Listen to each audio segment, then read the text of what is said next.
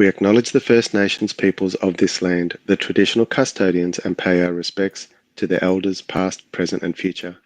We recognise the ongoing impacts of colonisation and the importance of a voice to Parliament to ensure the sovereignty and self-determination of First Nation peoples is respected and upheld. We commit to working together towards a just and equitable future for all Australians.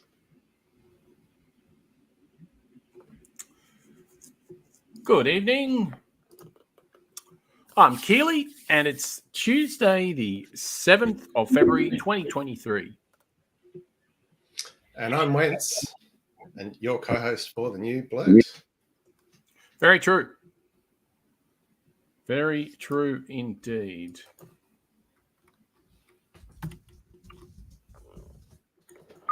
I can't take it anymore. Good afternoon, good evening, good day, and good morning, Blurtsters, wherever you are around the world. You are listening to the New Blurt. Yes, the New Blurt, where we're not sure when we start, we're not sure when we're going to finish, and we're not sure if we're going to bring any sort of timer in or anything. We tried a few things this evening, and needless to say, they didn't work as well as planned. No, it looked okay from my end. I saw the timer. I hope our viewers did see it. No time at this end. I could not see that timer. So, I don't know. I'm not sure what happened. So, but anyone listening and listener to the pod, do let us know. Or you won't see the timer. My bad. What am I talking about? But anyone viewing, obviously, do let us know if you do see the pod. The timer at all. Because if you saw it at the beginning, that's right. Yes, it would be nice to know because I was very confused this end. Confused little puppy, I'd like to say. But before I say anything else, I'd just like to say that tonight I'm coming to you from Wurundjeri country, the Kulin nation of the Woiwurrung people. Sovereignty was never ceded, always has been and always will be Aboriginal land. And I respectfully acknowledge the traditional owners of the land on which I live and work, the Yagara and Turrbal peoples. Sovereignty was never ceded. No, most definitely was not. So a couple of things I want to talk about this week. One is that you went to the Chili Peppers concert last week. Correct. The Hot Chili Peppers. The Hot Chili Peppers. Hot Chili Peppers. For anyone that is tuning in, doesn't know who the Chili Peppers are. And you said, what time did it start? I'm trying to get a timing because we're going Thursday evening. Yeah, and we're just on I don't really want to spoil it for too many people and yourself. No. I don't. I don't want to know what's played. None of that stuff. No. I just want to know when it's meant to start. That's all I want to know. I don't know about your timings, but our gates opened at 5 p.m. from memory. So that's the gates to the Suncorp Stadium. The Post Malone concert started roughly 6:45 p.m. And I think it went to around about 90 minutes or thereabouts. And then there was about a half-hour gap. And the Chili Peppers must have come on and did their set for about 2 hours with an encore. Oh, well, that sounds pretty awesome to me. The weird thing was that they were saying that the gates were open down here at the Marvel Centre at like 5 o'clock in the afternoon. And we were just going, well, they are 60 now. And they do have kids, etc. So, are they trying to get to bed early, or I don't know I'm not sure what's going on. Or maybe they need time on their Zimmer frame to get to the stadium. Well, look, that could be true, but no doubt they'd be naked on this Zimmer frame. I'll get that mental image out of my head. But as you know, if anyone who follows the Chili Peppers for the last 30, 40 years, you know that Keith is most likely to take his T-shirt off, and same as Flea. And Flea will most likely take his pants off as well. No comment. It's amazing they're still doing that at 60. Seriously. I know. I mean, it's I'm trying to work out if that's a good thing or a sad thing. I can't quite work it out. But good on them for being able to do it and having the guts to do it, because they have no guts, literally. The chutzpah. No, I Yeah, know. They've yeah, kicked themselves. It's amazing what you can do on drugs nowadays. It's absolutely phenomenal. Oh no, they're quite off the drugs these days. They're very clean. They have. No, I know that. Yeah. I know that.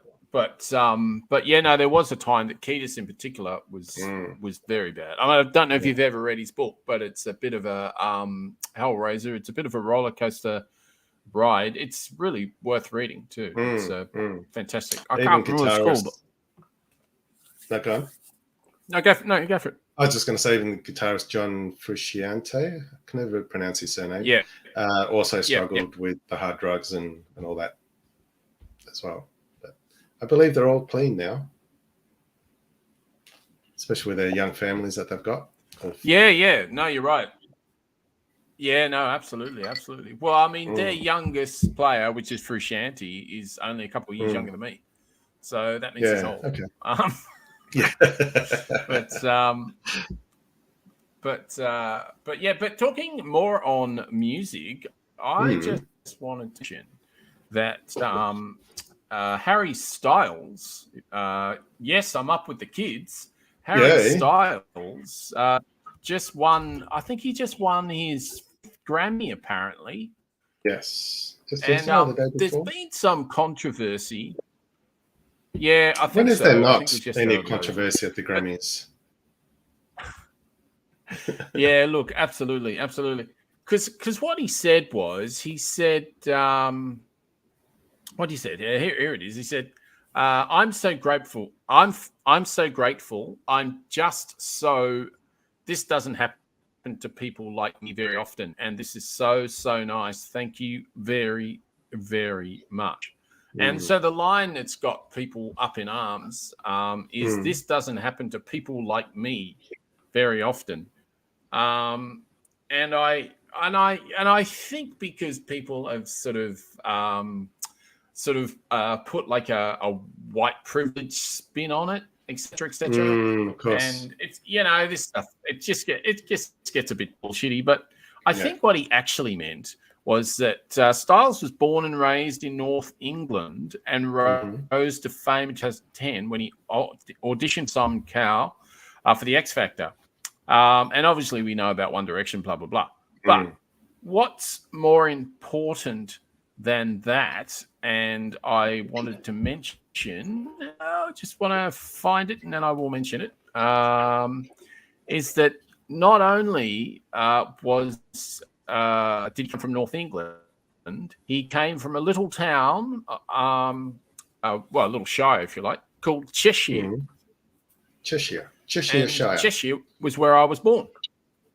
Right. Yeah. And that's where I was born. Right. Awesome. So we were born in the same shire. How cool's that? Yeah. Yes. Very cool. So anyway, so I found that out today. I did not know, and I was like, oh, well, there you go. But something else that's not so cool, definitely not so cool, is the earthquake that unfortunately Turkey and parts of Syria have experienced. That's been devastating. What numbers are they up to now? Because I heard this morning it was about 3,500 deaths and climbing. Absolutely. They're saying there's about 4,000, which is pretty terrible. It was a major 7.8 magnitude earthquake. Now, to put that in perspective, the Christchurch one in 2010, I think, was 7 point something off the top of my head. It might have been a little bit more. I can't quite remember, but this one was I believe 18 miles under the surface, which is not pretty close to the surface. Yeah, that's pretty close. Yeah, that's why it did so much damage. But the worst part was that not only did they have the 18 kilometers in depth. Not only did they have the 7.8, 9 hours later, they got another 7.5. Yeah. Another big one. And then they just got aftershocks on top of aftershocks for like hours, which is, I mean, It's terrible. New Zealand had. It is. It's really. It is. It's yeah.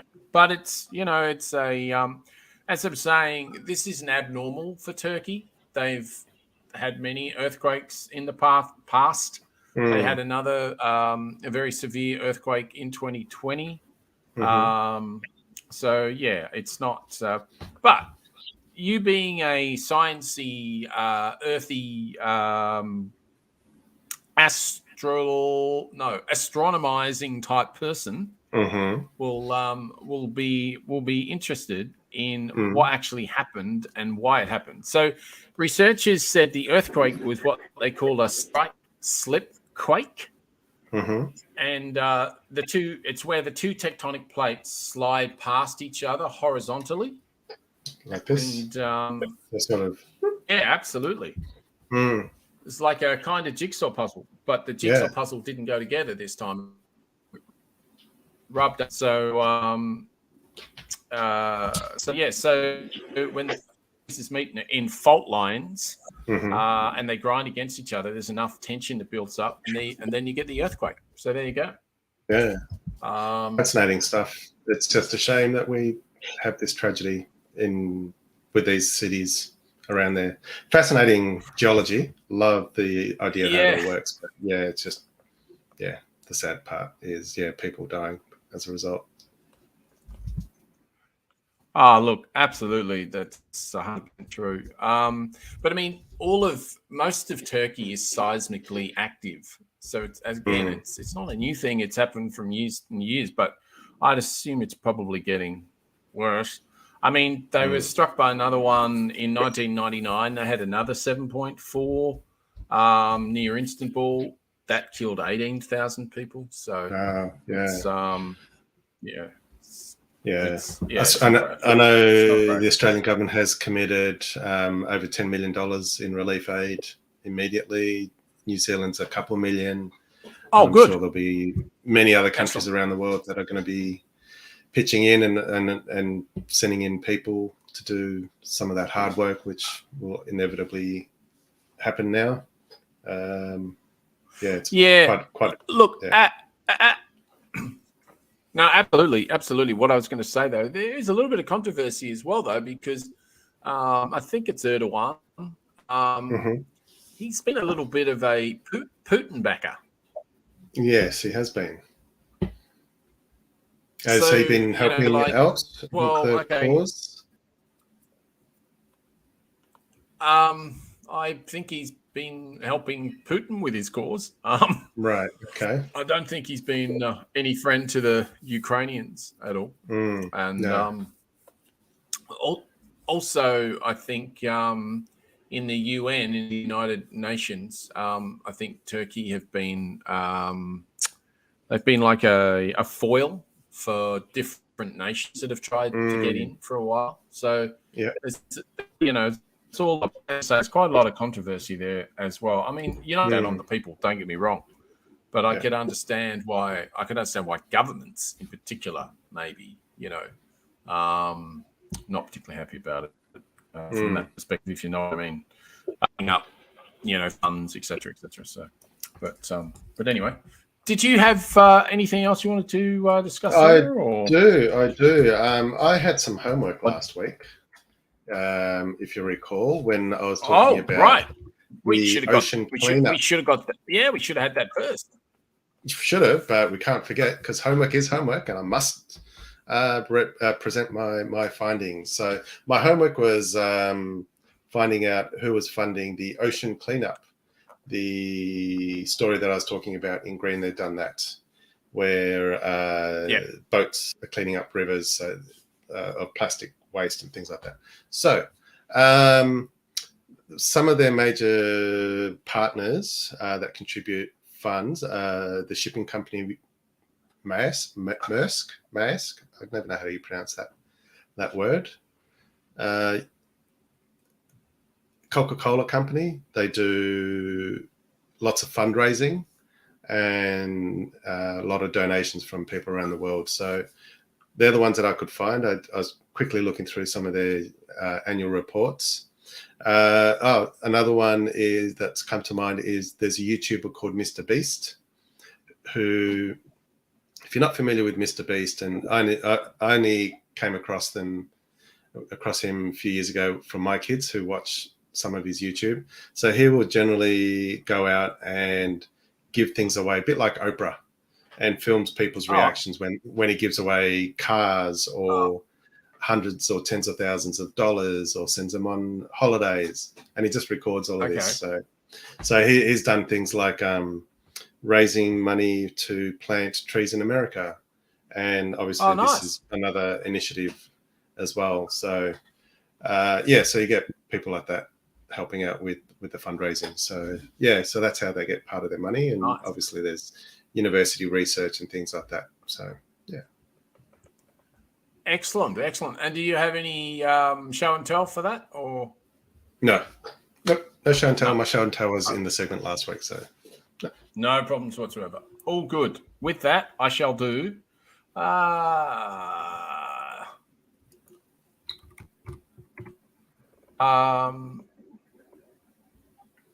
yeah, I am having fun this end. I shall do it's a bit of a choppy night tonight. It's just not excellent. I do remember you What's telling that first me segment? Chinese takeaway. What's that first segment? Chinese takeaway. We didn't practice this at all. No, not at all. I like Chinese. I like Chinese. Welcome to Chinese Takeaway. Great. Not the one I wanted to play either. No, it's not what we practiced before the show. Really, really good. It's only our third episode of the year. Great start. Yes. Yeah. Last week was actually quite good. It actually flowed quite nicely. But anyway, I hope that's not our actually peak. talking about. No. You would definitely hope that. Absolutely. Look, talking about things flowing quite nicely. They had a Chinese balloon flow quite nicely in the sky over America, and Americans got quite upset about it. Yes, I did hear about this. It's very fascinating. I was curious to see how it was going to end. Did you think that they would shoot it out of the sky? I didn't think they were going to shoot it that late. I thought they may have shot it earlier so that they couldn't keep going, taking photos as that little balloon's going across Montana and all their secret sites that they've trying to hide from the world. So you absolutely believe where it was scheduled to go and where the plan was is exactly over some pretty sensitive sites in America. It wouldn't surprise me. It's very coincidental that the balloon strayed over that part of the US. The US is pretty big, and you get this little balloon going over certain sites. That can't be an accident. I tend to agree with you, but it's interesting because the ministry, China's top diplomat, Wang Yi, spoke with Blinken, who is Anthony Blinken. I think he's in charge of is he Secretary of State? Yeah, he is. He's the US Secretary of State. He said he had a phone conversation and emphasized the importance of maintaining communications, especially in dealing with some unexpected situations in a calm and reliable manner, it added. So I think it was probably a little bit more of this.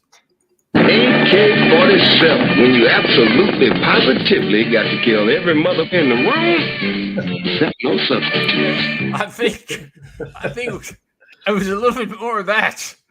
And less Samuel communication. Yes, good old Samuel L. I think so. I think so.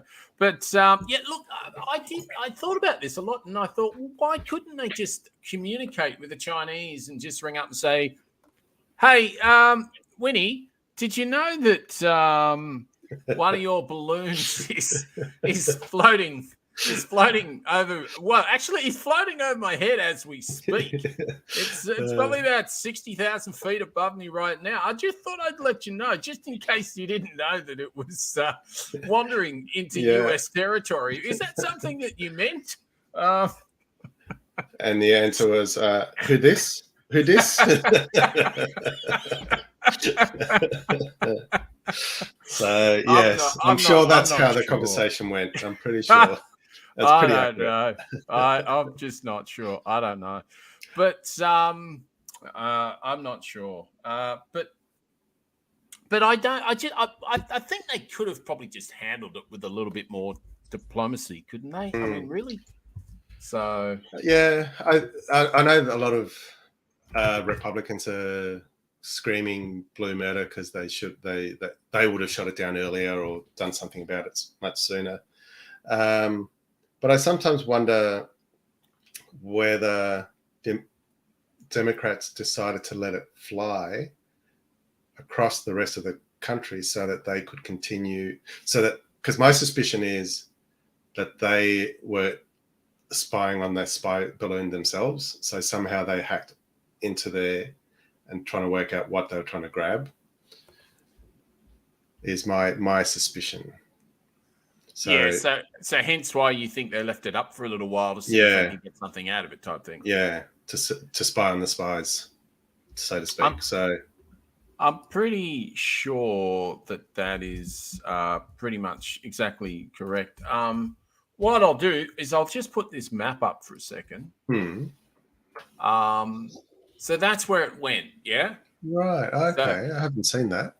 Ah. So people on the pod, listener on the pod, it went from China up the northeast of China, which ends up being the northwest of America, to the Aleutian Islands, and then it sort of went south in a sort of easterly direction, Billings, Montana.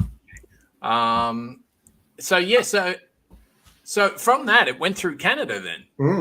Yeah, and very close to Japan. So you wonder whether the Japanese and Canadian air systems or air patrols or whoever would have seen anything like that. I know it's a pretty small balloon in comparison to a fighter plane or other things. So yeah, curious to know if they could have seen it. Yeah, look, absolutely.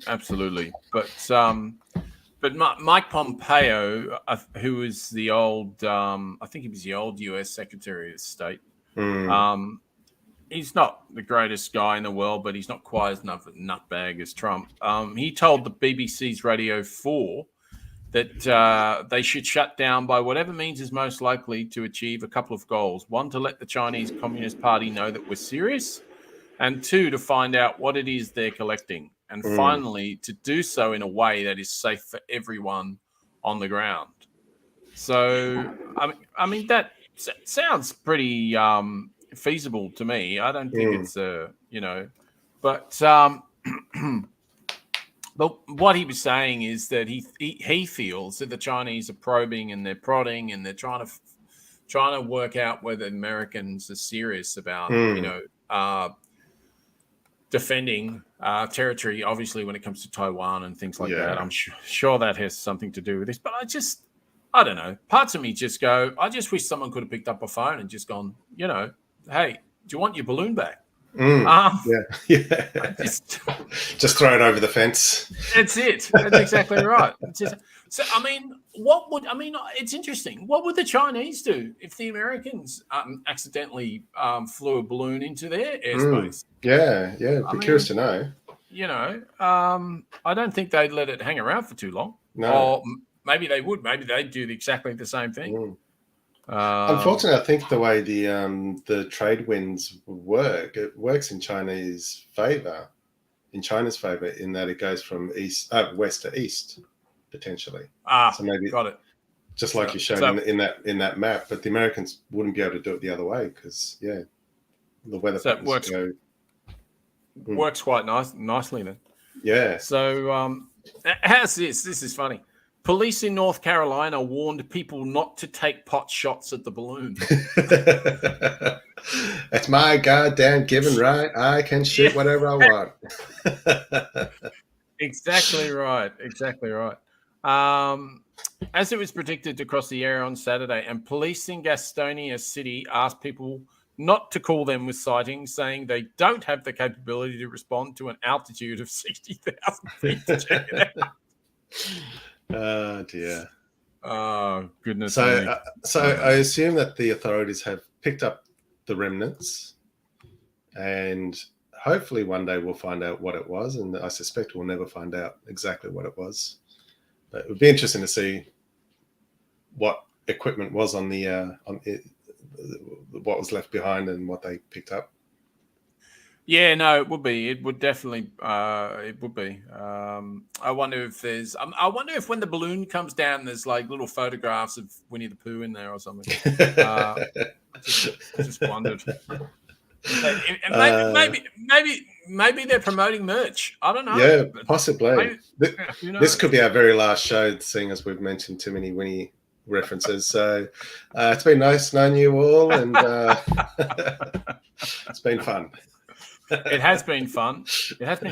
And we have more fun to come, so stick around. Yes. Have you got anything else to chat about? Hey, this is Hannah Melville. I'm listening to the new Blurt with Wence and the Keighley, and you should be too. It's on Tuesday nights, live from around 8 p.m. You're listening to the new Blurt with Wence and the Keighley. Next up, do yourself a favour. Would you like to go first? Sure. Okay, so this week I have been listening to a new ABC podcast. So it's the ABC here in Australia, not America. And it's called Take Me to Your Leader. It's hosted by Hamish MacDonald. I thought you were going to say Hamish Blake. Hamish Blake? Oh, that'll be just too funny. No, this is a lot. This is a lot more serious. I'd say that'd be about aliens then. Yeah, probably, and anal probes and stuff like that. If it was by the other Hamish. For those who don't know, Andy and Hamish should probably try it out as well. Yeah, probably. They've tried just about everything else on their shows. Very true. Especially eating gross stuff, which I won't go into. Oh, no, we won't. No, so this podcast is called Take Me to Your Leader. Yes. Like I said, Hamish MacDonald, who's a very respected journalist here in Australia. He's on commercial radio and TV as well as the ABC a lot. Old Hamish. Yes, old Hamish. Still young compared to us, but yes. Yes, true. True.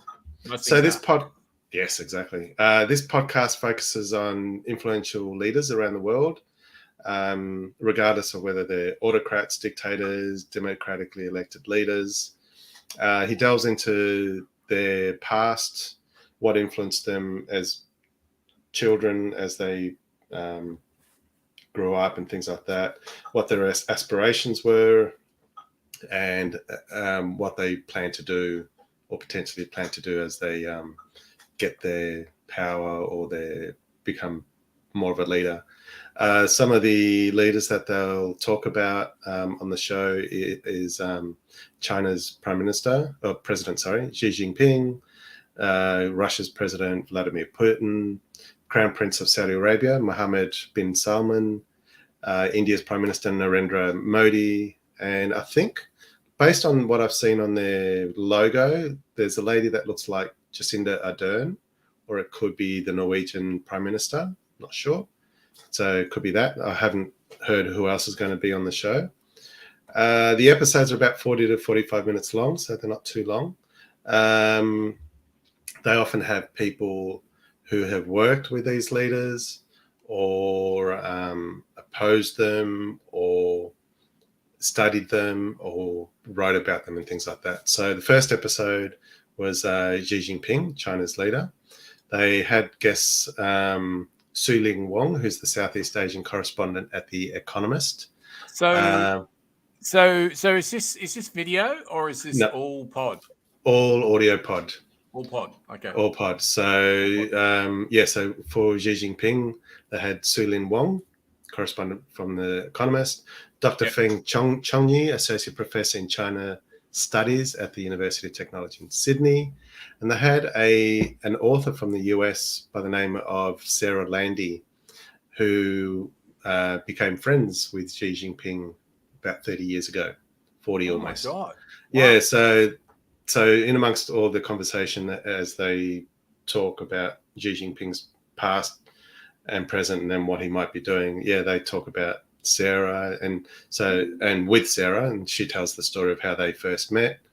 And this was way before Xi Jinping became the leader of the Communist Party. So it's about the leaders, but the leaders aren't actually there. It's like the panels discussing about the leader. About the leader. Correct. Yeah. Correct. Got it. Second episode, which is the latest episode, they talk about the Saudi Crown Prince Mohammed bin Salman. They had guests who included Graham Wood, who's a writer at the Atlantic newspaper and an author of a book called The Way of the Strangers, Encounters with the Islamic State. So he's worked closely with those Middle Eastern countries. And the other guest was Karen House, who's a Pulitzer Prize-winning journalist and author of a book by the title of On Saudi Arabia, Its People, Past, Religion, and Fault Lines and the Future. So again, these people worked, know a lot about MBS, which is his nickname.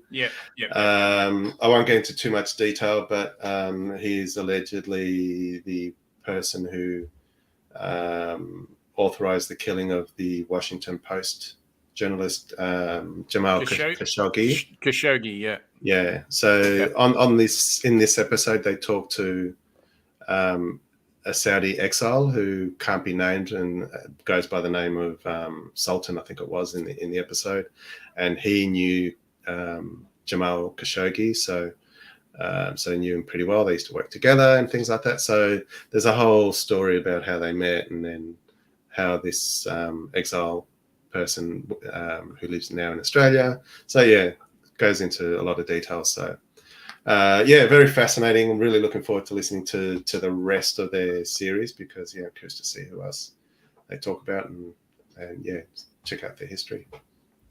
So it does. It sounds absolutely amazing. I can't believe I haven't found that one. So what's that one again, Wency? Take Me to Your Leader. Take Me to Your Leader, listener. Yep. So find that in your podcast app, whichever one you may be using. And I give it 4.5 out of 5 stars because every time I started listening to it, I just couldn't put it down. Oh, brilliant. Excellent. Or turn off. I don't know what you say with podcasts. Turn off?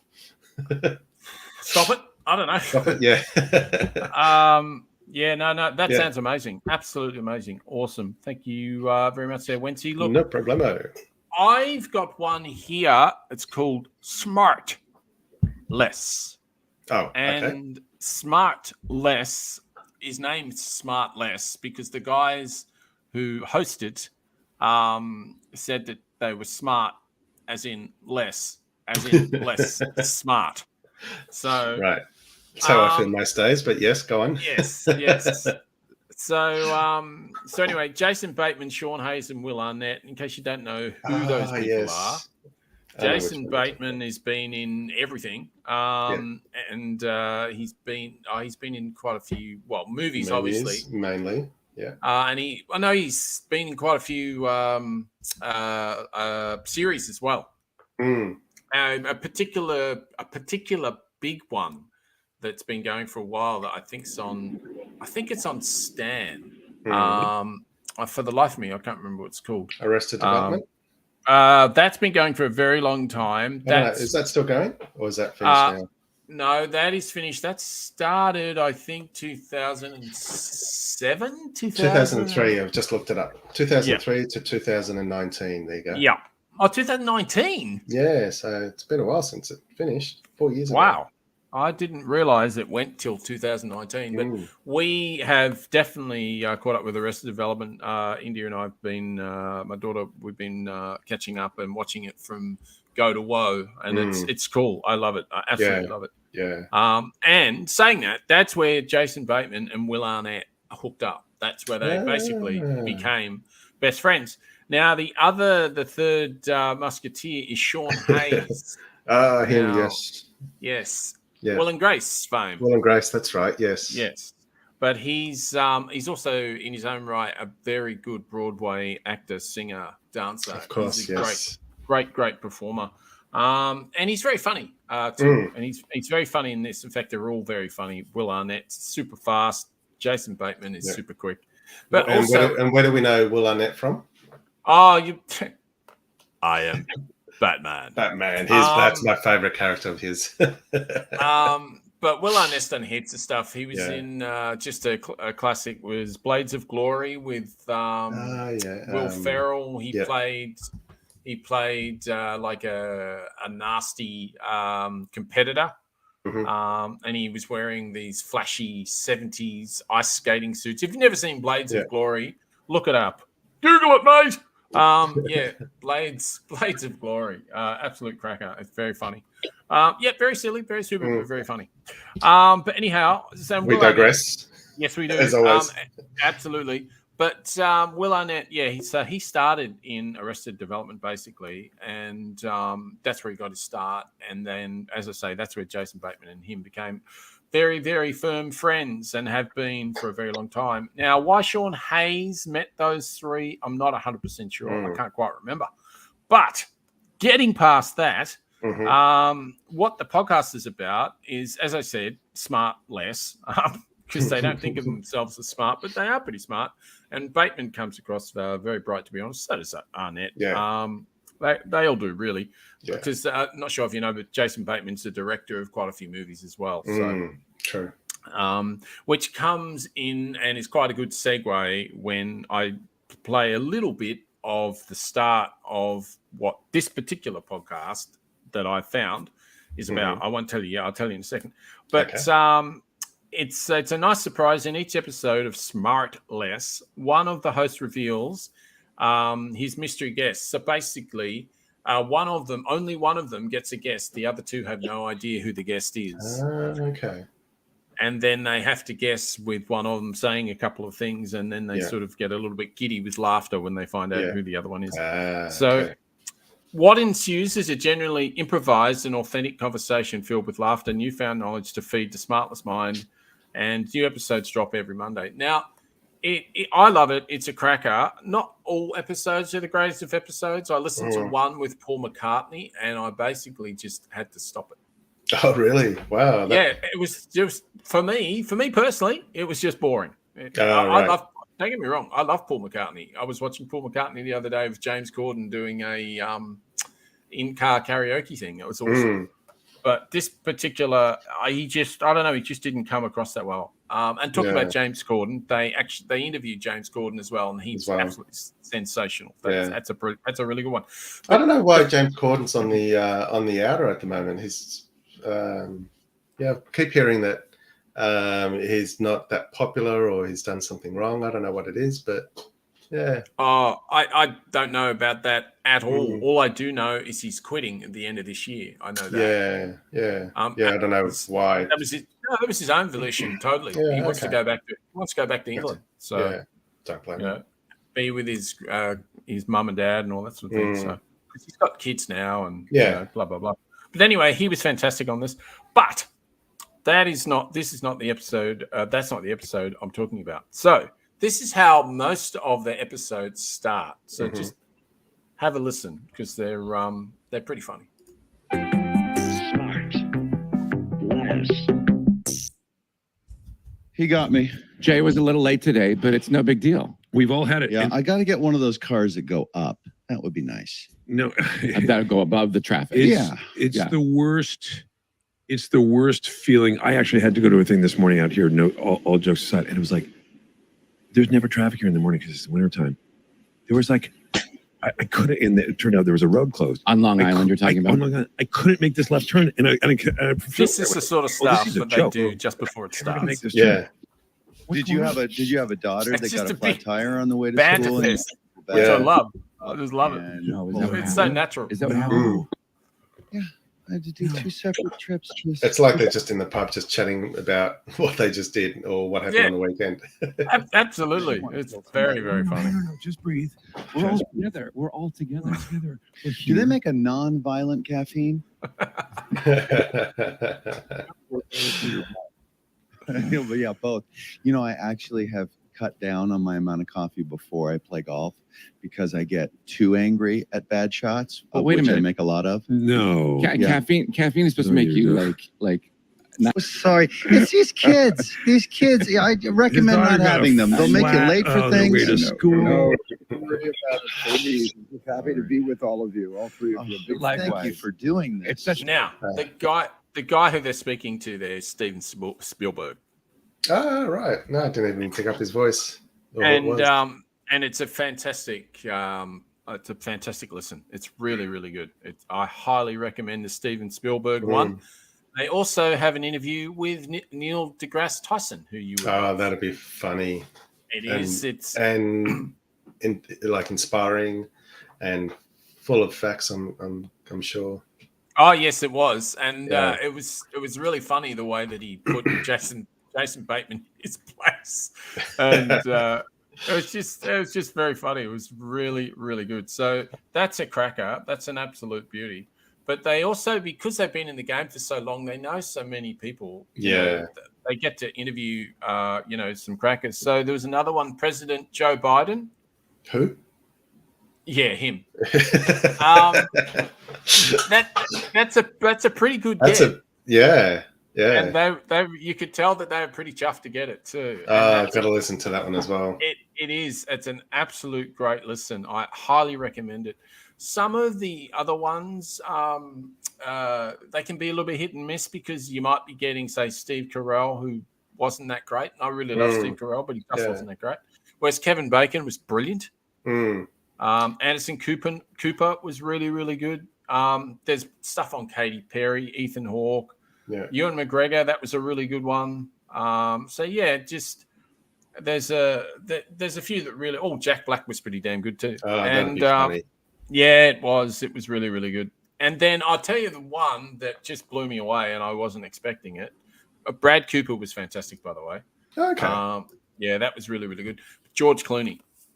Right. Okay.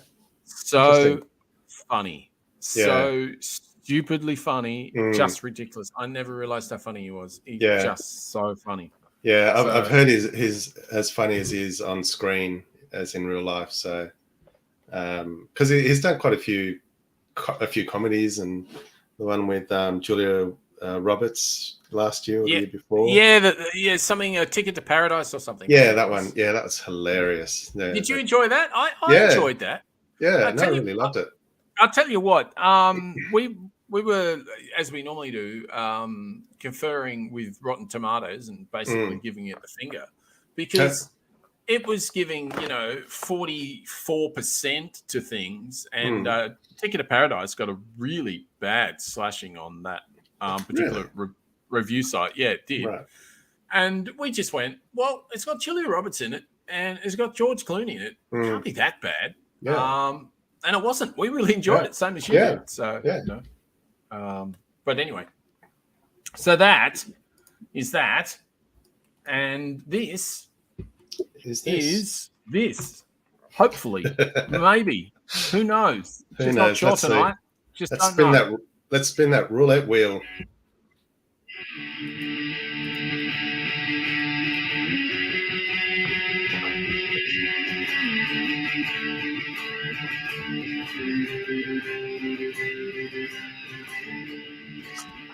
Just like being at a Chili's concert.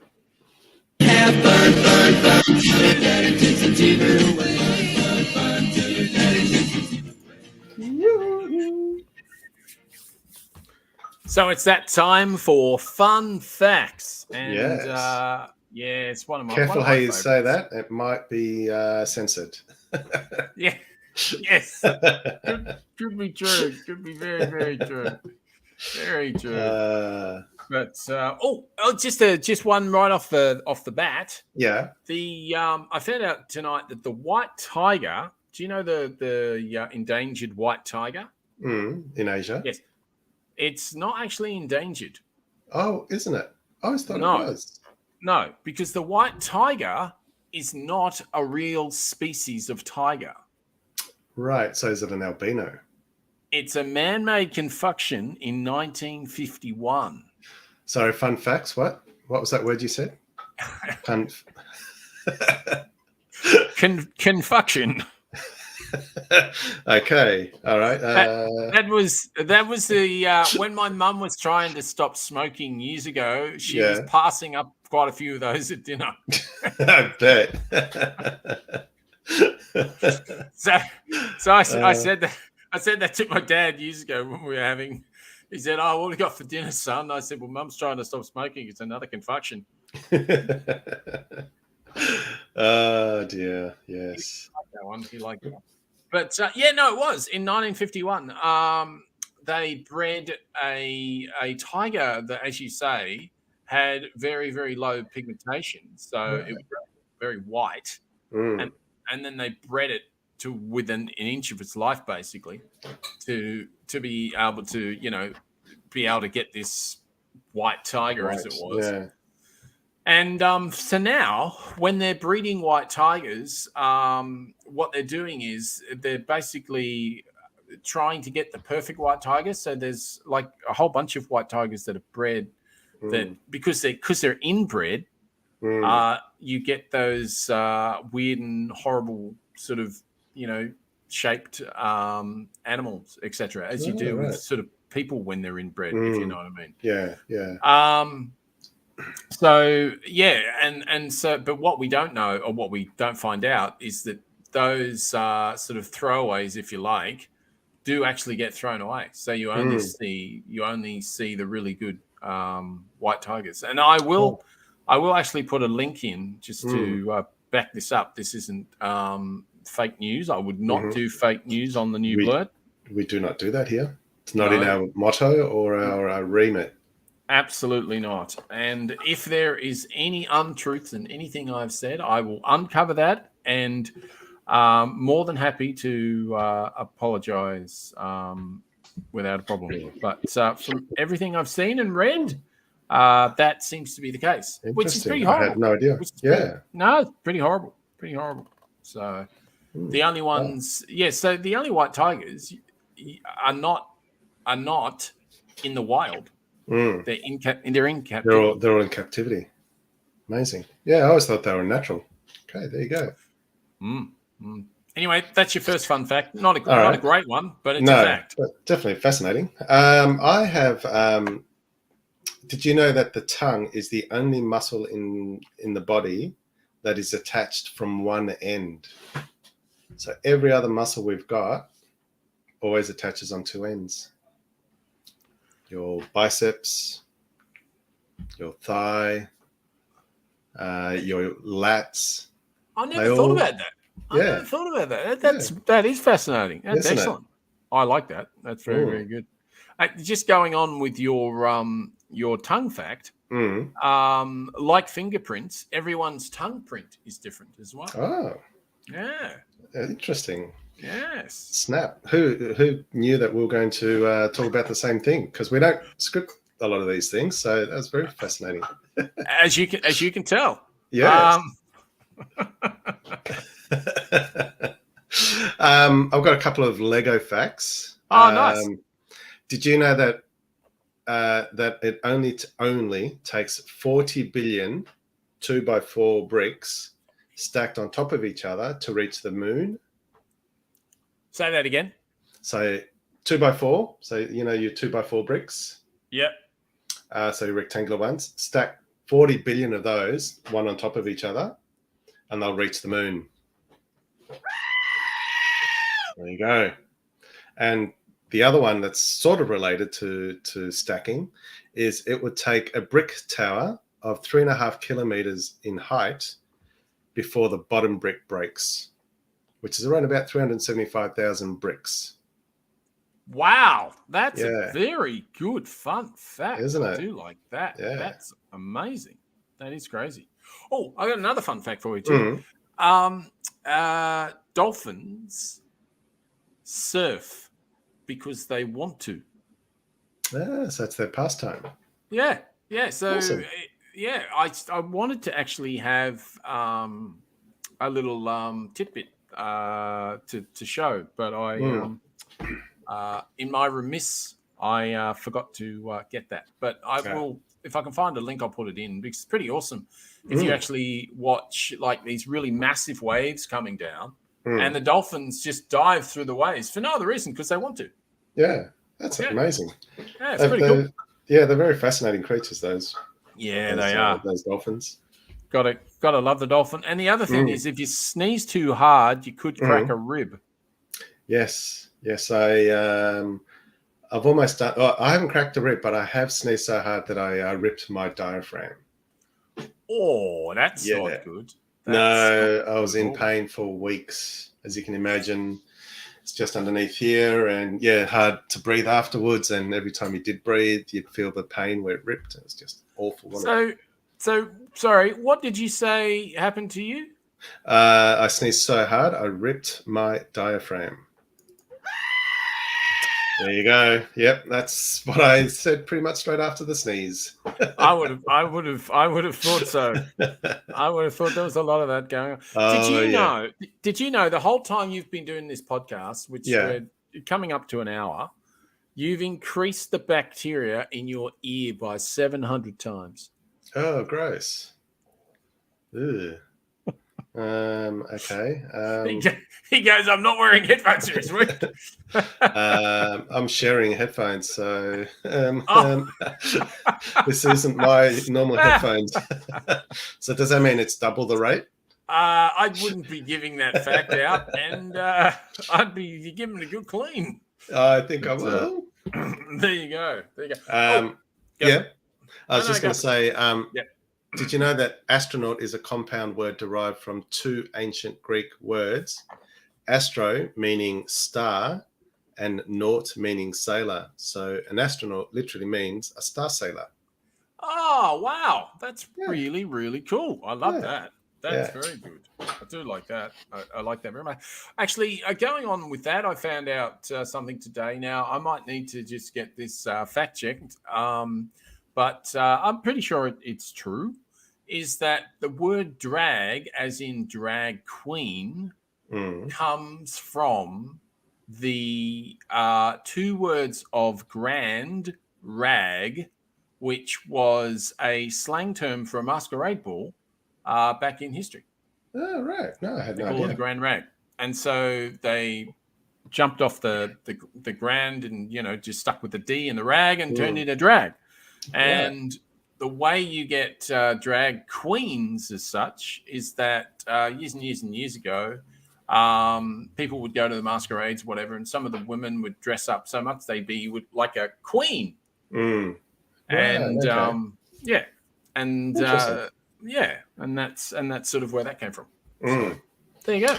All right, my last one, which might turn into a bit of a conversation, and it's a bit of a comment, and I'm seeking some clarification from our friend, our Canadian friend, Mike. Mickey. I had no idea about this until a few weeks ago. Did you know that in Canada they still sell milk in bags? So not in they do sell in cartons, but up until recently, they exclusively sold milk in bags. I've got show and tell for this one as well. What part of Canada? It's mainly in the states of Ontario, Quebec. Oh, sorry, not states, provinces. Apologies to our Canadian listeners. And Ontario, Quebec, and Maritime provinces. That's Nova Scotia, etc. Yeah, okay. Yeah, so that's the east coast of Canada. All right, that's interesting. Correct. So here's, let me just get rid of our logo there. So here you can see, for those listening, fridge in the supermarket in Canada with bags of milk. So a little bit of history. Milk bags first entered the Canadian market in the late 60s when they're still using imperial measurements, and they were measured in imperial quarts. But in the 70s, Canada converted to the metric system, and retrofitting assembly lines or replacing the heavy glass bottles was a bit too expensive for the milk industry to instigate. So some of the milk bags, which they'd already been experimenting to continue in the metric system, they continued using them because they were cheap to create. So what they did was they had 1 quart bags, which is around about 1.3 litres. And what they did was they joined 3 of those bags to make a 4 litre bag, which is 1 gallon.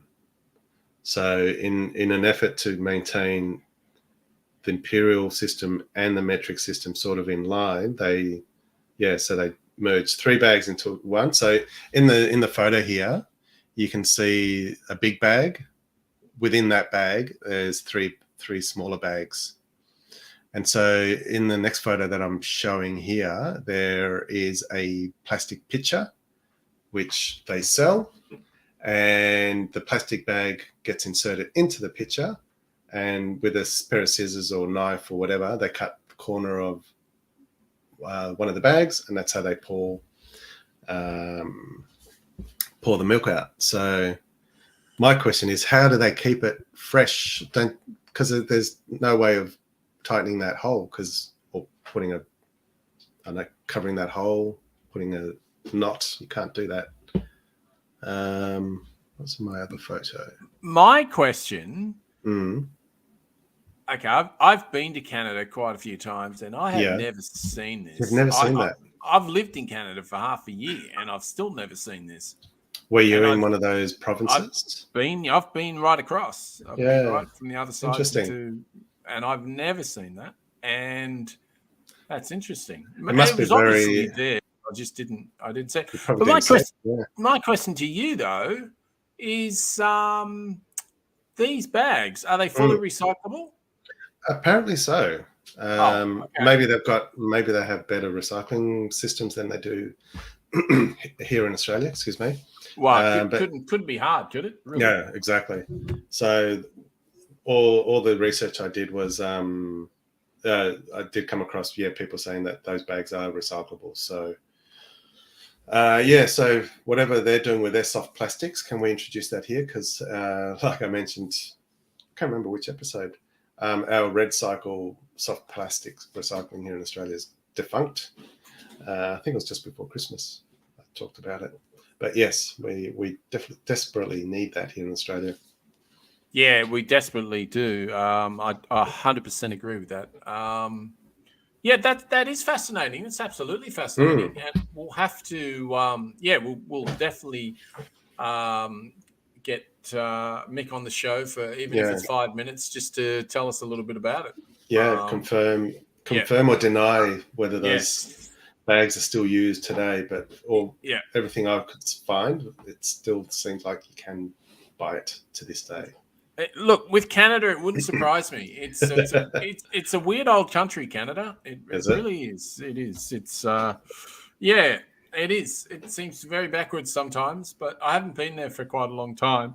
But I feel there's many things that have been going forwards, especially with Trudeau. I know with renewables and investment in green energy, these sort of things. He's a pretty bright cookie as well. So I know it's not one of Mick's biggest friends, but I know he's done not a bad job with Canada. But look, it's an interesting place because you've got the French bit, and then you've got the rest of Canada. You know, it's interesting. It's very interesting, and the old state that Mick comes from, which is Alberta, is very much a red state. They're sort of Trump-likers in that state. A lot of cookers, as we call them. Yes, Australia. there'd be a few cookers. There'd be a few cookers in there. There would be a few. But look, I'm just going to finish on a couple of quick ones. And some lipsticks contain fish scales. Ooh, okay. Yeah. But I know for a fact that would probably not be any that my other half or my daughter used, because my daughter in particular is really, really good at finding cruelty-free makeup. And nice. She never has anything to do with anything that would have anything to do with animals. And she does a lot of research on it as well. So, right. The other thing is cat urine glows under a black light. Really? So black light being what, UV? Yes, I'd say so. Yeah. I've got to be honest, it's not something I've tested, not something I really want to test, probably not going to. But I thought I'd just mention it. And I wonder what color it glows. It'll have to be what, green? I don't know. The last one, because this is quite good. This is a good bit of information for people. Rubber bands last longer when they're refrigerated. Really? I would Yes, have thought they that do. would make them brittle. Yes, But no. there you go. Yes. So you always learning something on this little program. So, You do. always happening.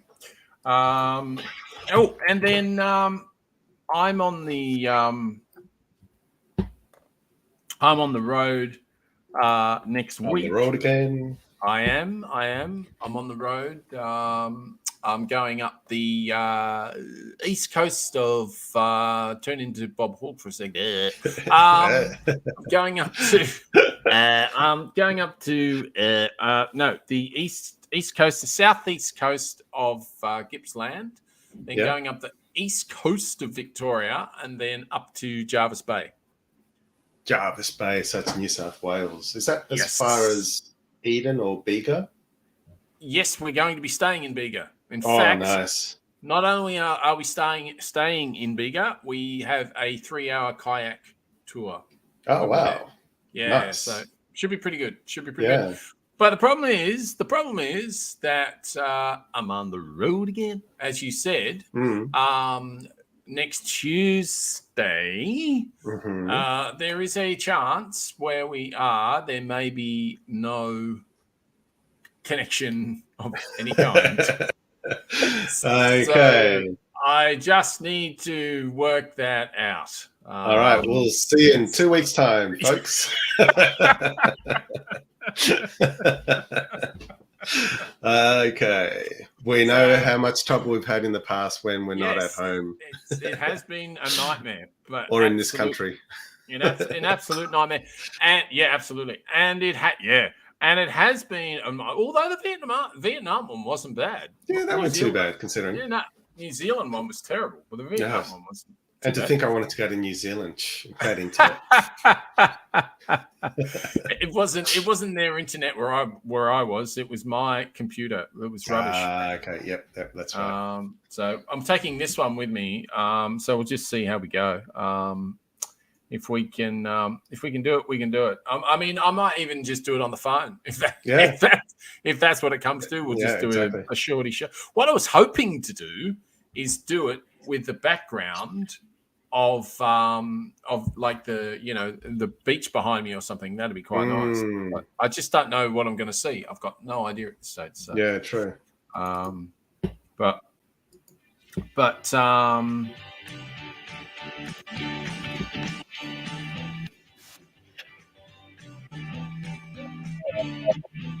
it should be good. Very much looking forward to it. And, considering my work has locked me out of my phone and I can't authenticate, it's going to be fun for the next 2 days. I don't know what I'm doing. Okay. So, there you go. But anyway, So that's enough from me tonight. Good night.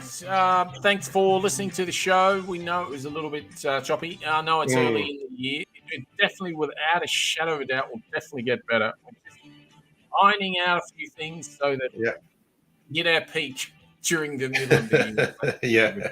So, anyway. Yes, exactly. All right, have fun on your road trip. Yes, thank you very much. Good night for me. See you, Wence. And it's good night from me.